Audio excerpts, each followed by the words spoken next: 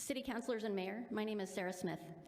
Since you're working on finding solutions to the increased crime and drugs in and near the Desert Hope Affordable Homeless Housing Project, I wanted to share some information with you from the perspective of a person who has been living in Housing First projects for many years.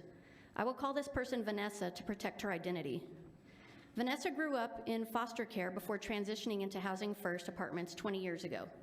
She expected that her transition out of foster care would take her to where she would be helped in learning the skills she needed to become independent and ready to strike out on her own.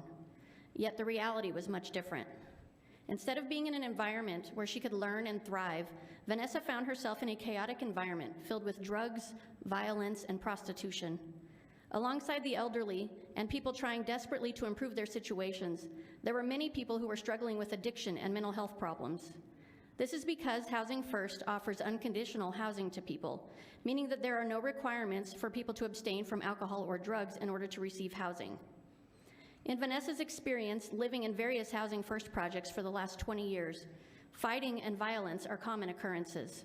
Drug and alcohol usage are rampant, such that those who are trying to escape from drug addiction and alcoholism are unlikely to succeed when the temptation is so often right in front of them. Some of the apartments have housed violent men, including men who are members of known hate groups as well as sex offenders. Vanessa has had her windows broken, her screen door has been torn off the hinges, she has suffered sleep deprivation due to excessive noise. The apartments and facilities are often not kept up, such that at times Vanessa has had to wash her clothes in her bathtub since the washing machines are broken. The living environment is so turbulent that Vanessa has turned to alcohol herself at times as a way to cope with living there. Vanessa is hesitant to speak about her experiences living in Housing First apartments. In the past, when she has made complaints about the living conditions to try to improve the situation, she has been retaliated against by the people who run the apartments. She has faced bullying and racial slurs from some of the staff of apartment complexes. Here in Las Cruces, the Desert Hope apartments have echoed the same problems that Vanessa has faced elsewhere.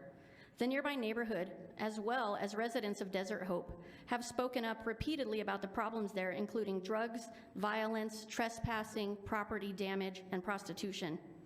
Although this Housing First project has provided shelter to homeless people, there are many other ways in which this model is failing our community and the people who live there. Like Vanessa, it is clear to people living here at Desert Hope that the Housing First model fails because of the drugs and violence that come along with it.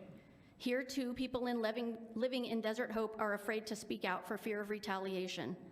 I urge the city to consider options that include treatment for drug and alcohol abuse instead of continuing to promote and fund Housing First projects. Thank you. Mayor.